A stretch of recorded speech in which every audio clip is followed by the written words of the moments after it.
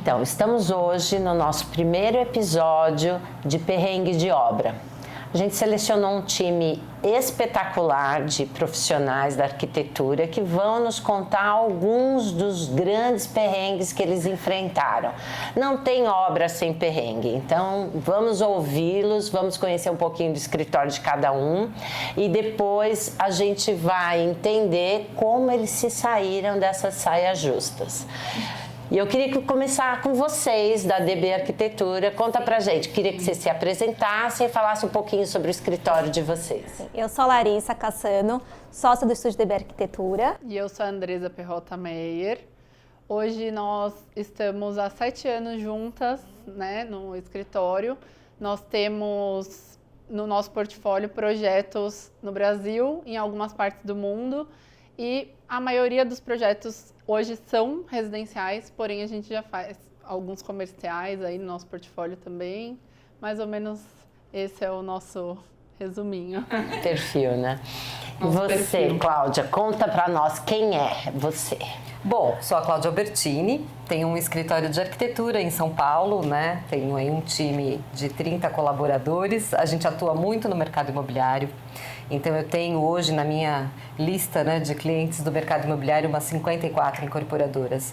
Então um time de incorporação lá no escritório é bem parrudo para conseguir dar conta aí das loucuras, né, que é atender ao mercado imobiliário. Mas a gente também trabalha com cliente residencial, Alto padrão, né? A gente faz também lojas, enfim, a gente trabalha em várias frentes. Mas o nosso foco mesmo é projeto residencial e o mercado imobiliário.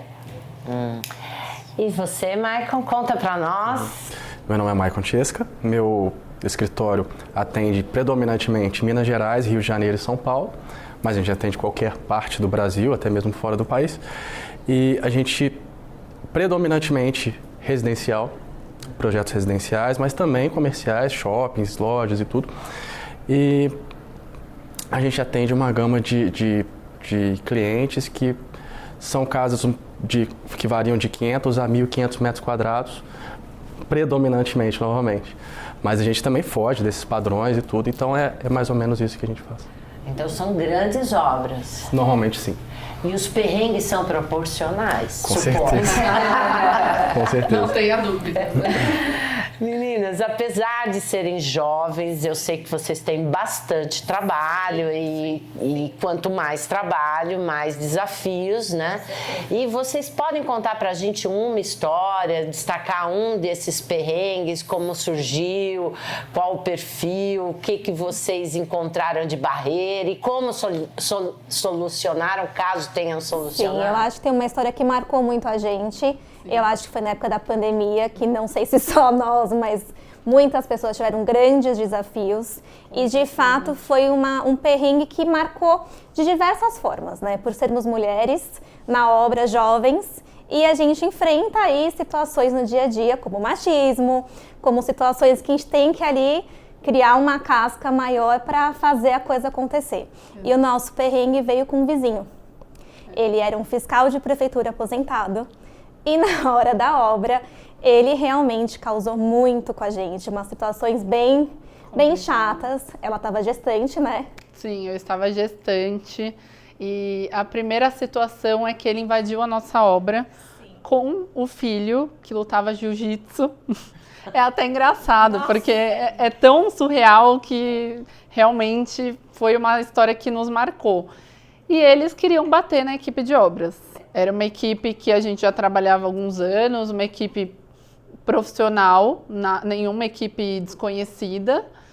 E ele queria bater na equipe de obras, falava que não aguentava mais. Ele foi realmente com um bastão para bater nas pessoas. Então, foi assim, algo Foi uma muito... situação muito chata, né? Porque você ter o seu empreiteiro te ligando no meio de uma pandemia, gente. Tá todo mundo emocionalmente muito abalado, muito preocupado.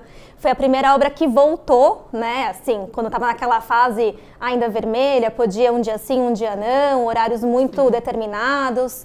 Então, teve essa situação, foi muito chato.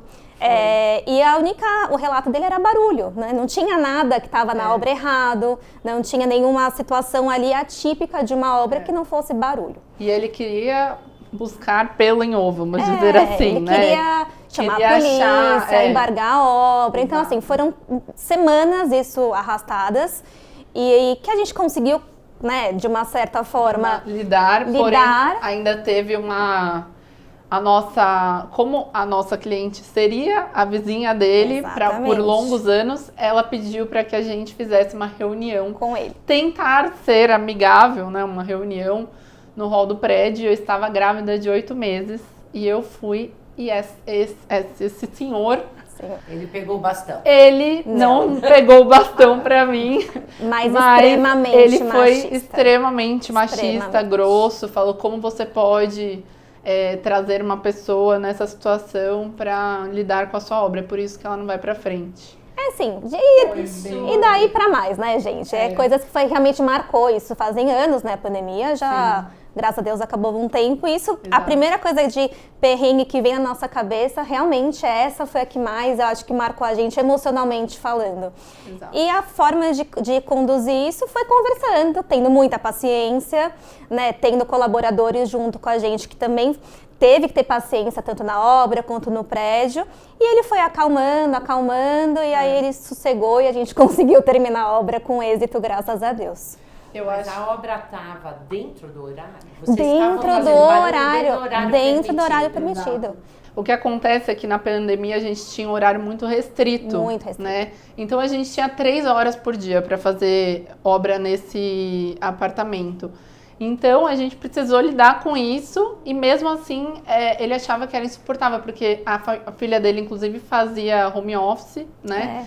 E aí atrapalhava, enfim, como todos, né? No momento que nós estávamos. Mas a questão é que, sendo arquitetas, a gente tem que também ter um jogo de cintura, lidar com a situação, mesmo sendo praticamente humilhada nessa situação, né? Eu estava grávida. E aí eu passei o meu telefone para ele, a Larissa também, falei, olha, o que a gente pode fazer é tentar minimizar os barulhos de alguma forma, pedir a paciência, que você tenha paciência para pelo menos mais 15 dias, que é a parte mais de infraestrutura, de automação, né? E aí eu te peço essa paciência para que a gente consiga seguir. Vou deixar o meu telefone, o telefone dela e tentar amenizar essa questão, né? Pra gente conseguir o nosso objetivo, que era finalizar a obra e entregar para o cliente. Porque, afinal de contas, eles iam morar lá e o vizinho ia continuar sendo vizinho. Exatamente. Então não tinha muito o que a gente fazer, a gente só teve que lidar com a situação. E o cliente apoiou vocês? Sim. Ele apoiou a gente, sim, 100%. Ele, inclusive, achou um absurdo o que aconteceu, pediu desculpas, mas acho que hoje... a situação dele era delicada também, né? Ele ficou num meio muito complicado, mas deu para resolver, né? Marcou a nossa história, sim. Acho que daqui a 10 anos eu vou continuar lembrando desse caso. Mas Esses, isso. Entre outros, mas acho que esse foi o que mais nos marcou. Era bom o escritório fazer o convênio com uma psicóloga. Você já dá o telefone da psicóloga para o cidadão. Por isso que a gente também tem que fazer para conseguir lidar com o emocional das pessoas. Para lidar com essas situações que a gente precisa. O emocional e o jogo de cintura é muito importante na nossa área. Acho que vai além da técnica, né? Porque a técnica você aprende, mas o emocional, lidar com as situações e com o ser humano, eu acho que hoje é o maior desafio. Com certeza. É o maior desafio. Mudou alguma coisa na abordagem das obras seguintes? Do tipo, antes de começar uma obra, mandar um chocolatinho para os vizinhos? Me conta isso. Fizemos. Ia acontecer mesmo isso. A gente fez um recadinho, colocava bombom nas portas. Isso logo em seguida, tá? Não vou falar que todas as obras a gente faz isso, porque não faz. É inviável. Mas pode na ser época, uma política. ainda mais sendo pandemia, no foi começo uma forma ficou da gente lidar. Eu tenho uma plaquinha que eu faço. Sim, estamos em obra. Desculpe o transtorno, estamos em obra. Exatamente. A gente também. É importantíssimo. Então, a placa é importantíssima, mas a gente, além disso, ainda fez assim, um agradinho para os vizinhos de cima e de baixo do andar, um bombom com uma cartinha, né, um bilhetinho. E teve uma outra coisa, você falando isso, que a gente mudou. Nessa época de pandemia, né, principalmente, quando começava uma obra em apartamentos, né, a gente sempre fazia uma vistoria com autorização do cliente e do proprietário da obra de baixo, para ver se não tinha já danos nessa obra. rachaduras, alguma situação para ele não alegar que a minha obra causou aquele dano. Fotografava e documentava via e-mail. Porque Isso além foi uma dessa, coisa que nós fizemos. Exatamente, porque além dessa situação, durante a obra ele ainda ligava pra gente o tempo todo, muitas vezes, falando que a nossa obra estava causando danos na residência, né, no apartamento dele, e trazendo rachaduras e etc. Então a gente realmente adotou essa norma. Mas é complicado, porque assim, você precisa da boa vontade do vizinho deixar você entrar na casa dele para fazer essa vistoria. A gente Ele pode se negar. E às vezes se nega. Mas aí eu documento por e-mail. Tentamos esse contato com essa finalidade, o vizinho não aceitou. E aí o cliente também está ciente que caso aconteça, a equipe de obra vai ter que arrumar um gesso, vai ter que se disponibilizar para alguma coisa. Que acontece, né, gente? Às vezes infiltra uma água de um lavabo que, né? Isso acontece muito. Muito não, né? Mas acontece. Acontece. Então, Raro, mas acontece sempre. Na verdade, a gente tenta minimizar e se respaldar de alguma forma diante desses eventos que podem acontecer, né? E outra questão também é que se o morador se negou a nos deixar entrar no apartamento dele, até para fazer essa vistoria, porque a gente foi de total boa vontade, né, fazer, a gente pode até se negar a fazer esse reparo, porque não tem como saber se foi antes ou depois, né? Sim, tem pessoas Então, que agem de má fé, sim, a gente sabe. Com certeza, eu tenho certeza que beneficiar de um gesso novo, uma pintura, algo do tipo. E tem pessoas que não, tem pessoas que são realmente lesadas por um erro ali na execução da obra, né? Que acontece também. Exatamente. Mas deu tudo certo. No final estamos aqui com criamos casca, né? Exatamente. E cada perrengue, acho que é importante também, porque cada perrengue desses, esse é um só de milhares que a gente já passou, a gente vai trazendo aprendizados para nossa carreira, então acho que é bem pro dia a dia e não errar de novo e se ter mais cautela também, então. E você, Cláudia? Você deve ter alguns, né? Conta um pouquinho sobre. É como o Michael falou, assim, a gente pode elencar assim, um alfabeto inteiro, né? Em ordem alfabética, numerar, né? Enfim, na verdade, assim, eu tenho um de pandemia também, pegando o gancho da pandemia, mas eu queria só fazer um rapidinho, de mercado imobiliário, por exemplo, porque é um perrengue, né? Não sei se vocês atendem mercado imobiliário, a gente tem um prazo curtíssimo para fazer as coisas, tem um orçamento obsceno para fazer, e aí a gente se desdobra, a gente põe a equipe para montar, viabilizar. Eu tenho duas passagens que me marcaram muito. Só uma coisa, quando a gente fala mercado imobiliário, nós estamos falando de apartamento decorado, que tem um prazo curto e uma verba que a incorporadora dá, que a construtora dá, que é ridícula, né? Obscena. Não, a gente monta muito, a gente faz muito stand de vendas, né? Que também é o primeiro que tem que ficar pronto e é o que envolve arquitetura, interiores, às vezes aprovação de prefeitura, hoje até simplificou, mas tinha tudo isso envolvido, então era o primeiro que tinha que ficar pronto, era o que todo mundo palpitava, era o que mais revisava, uma loucura. E os decorados. E eu me lembro de 2 decorados que a gente fez em momentos distintos, mas que assim, um a gente entregou nos 45 do segundo tempo e tal, ele abriu no dia seguinte, teve uma chuva gigantesca, alagou tudo. Alagou o stand, alagou o decorado, a gente perdeu o sofá, perdeu o tapete, perdeu uma marceneira um dia antes de abrir. Um dia antes de abrir.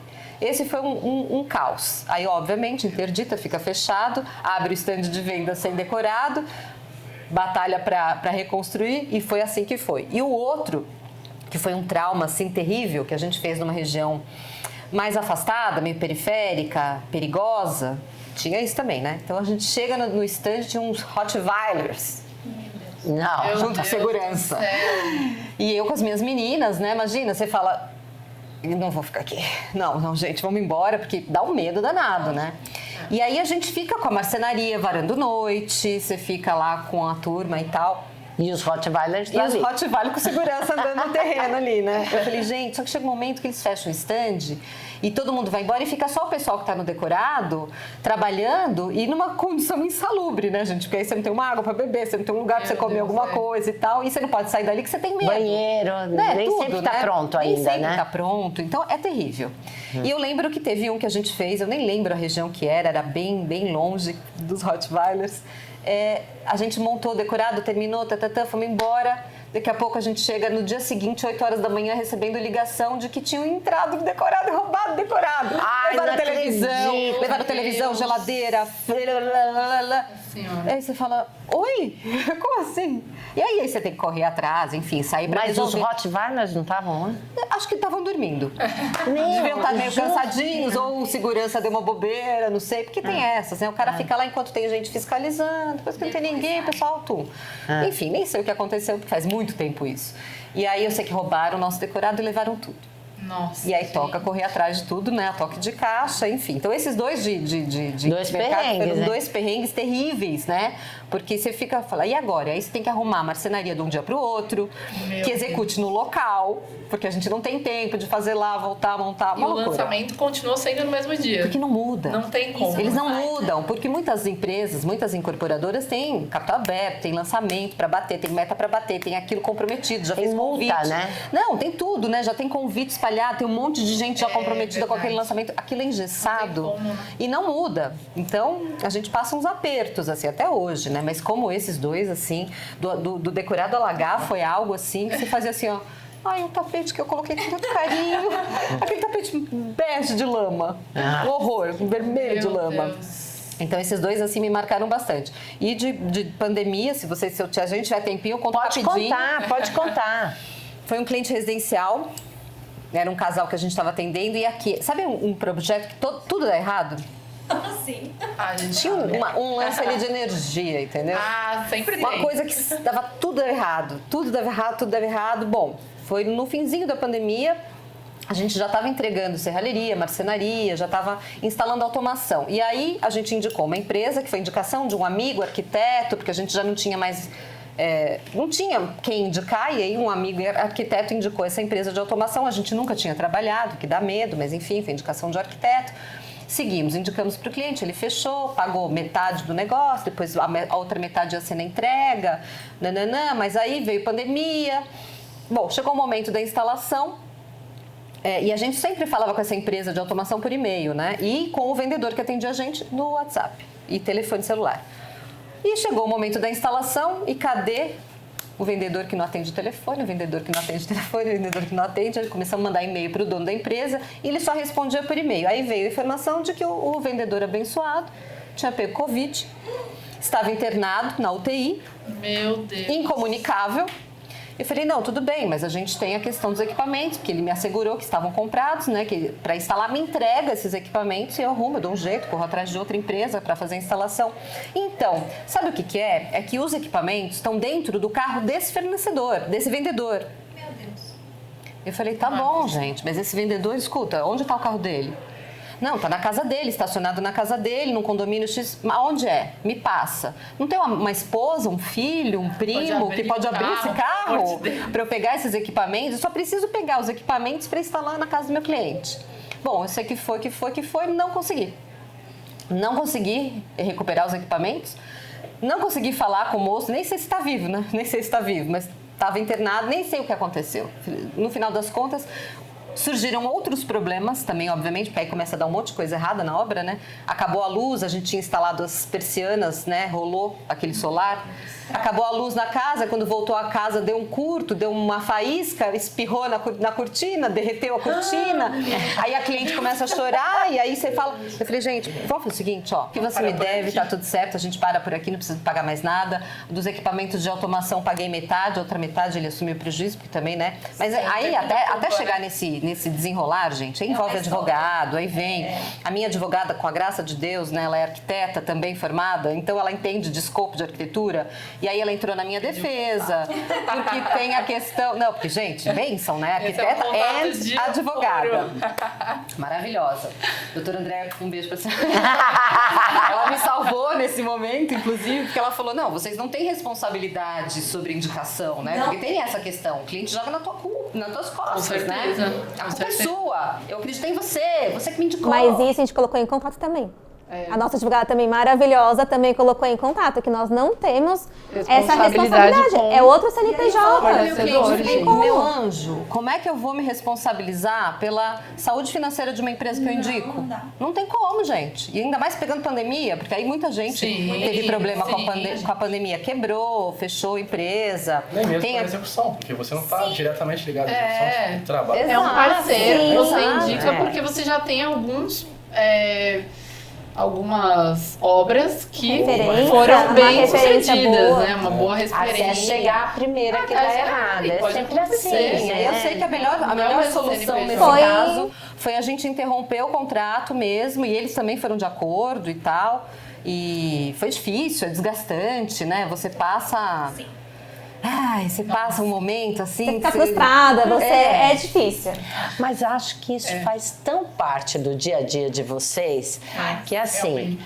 você também, Michael, apesar de ter essa carinha jovem, conta um caso aí, ou Tem alguns casos. Vou começar pelo mais complicado que eu tive, que é o mais recente. Um cliente muito... Assim, o nosso principal problema, eu acho que na nossa profissão, é a nossa conexão com a mão de obra. São várias pessoas para produzir um único produto, entre aspas, que são as casas, o nosso projeto e tudo. Então, a comunicação entre esses profissionais é complicadíssimo. E a confiança é o pior de tudo. Porque é muito difícil a gente confiar num profissional hoje em dia. Então, se você tem um que você confia, que você tem, que mesmo assim possa... teve 10 obras, deu certo, pode ser que uma dê errado, entende? Claro. E essa confiança é o ponto-chave que a gente tem. Então, quando a gente vai fazer uma análise de uma pessoa ou de algum profissional que vai entrar novo, de alguma ramificação diferente do que você vai fazer, no caso um lago biológico que eu fui fazer dentro de uma casa, de uma residência, de um projeto que é importante para mim, que eu não queria decepcionar os clientes de forma nenhuma ou deixar eles insatisfeitos, porque apesar do meu trabalho ser o projeto, eu não quero que ninguém saia insatisfeito com o conjunto da obra. Que todo A mundo que execução, esteja- né? A que execução todo vai mundo ser que esteja importante. conectado comigo veja a importância que você dá para o seu trabalho, esteja em consonância com a mesma ideia, né? De focar no trabalho e querer dar um bom resultado.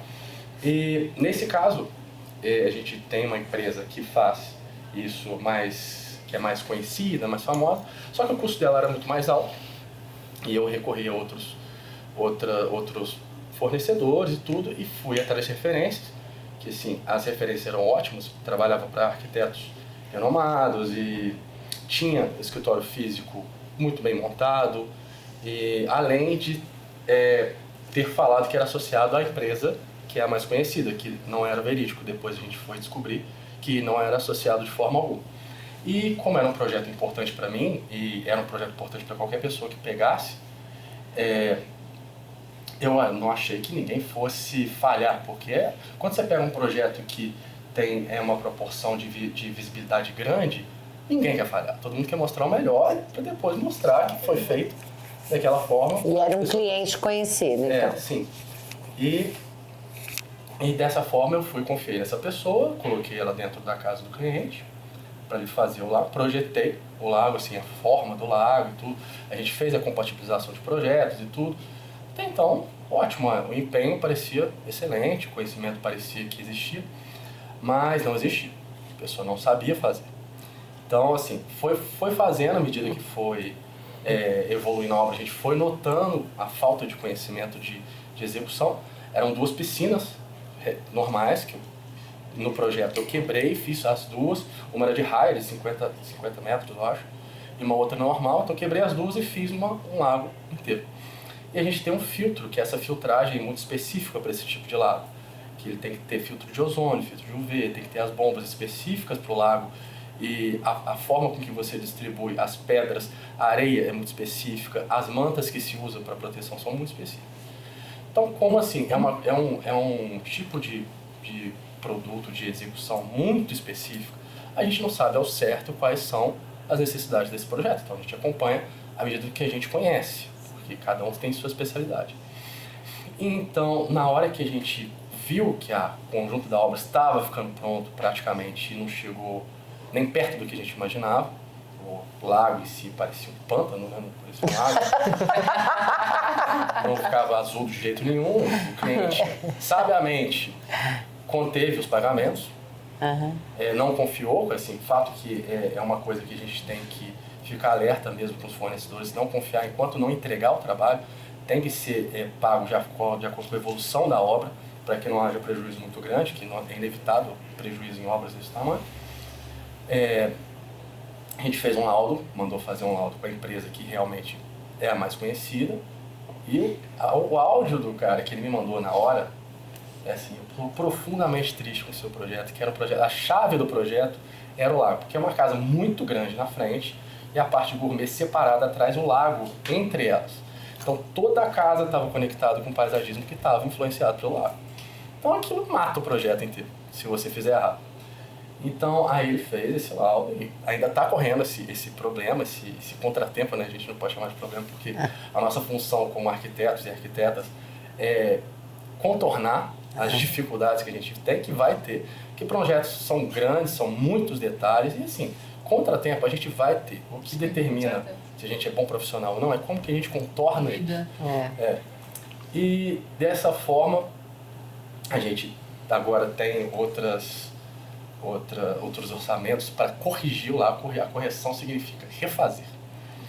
O filtro não tem a bomba de ozônio, tem que instalar, ainda é aproveitável. Ou seja, ele nunca vai ficar azul. Se o cara não colocou a bomba, nunca ele ficaria. Ele vai ter que colocar para ficar certo. E o lago em si vai ter que ser todo refeito, porque a areia está incorreta, as mantas que são específicas e são importadas estão todas furadas, assim, tá tendo infiltração, vai ter que tirar todas as mantas, são duas, né? As duas mantas, e tirar toda a areia, refazer a contenção em pedra, que são aquelas pedras enormes de toneladas que tem que colocar da forma correta para que não caia as laterais, para que não escorra aquela areia. Ou seja, uma obra que a obra inteira demorou um ano e pouco, está quase acabando. O lago que deveria ter sido feito em 1 mês, 2 meses, está mais atrasado que a obra.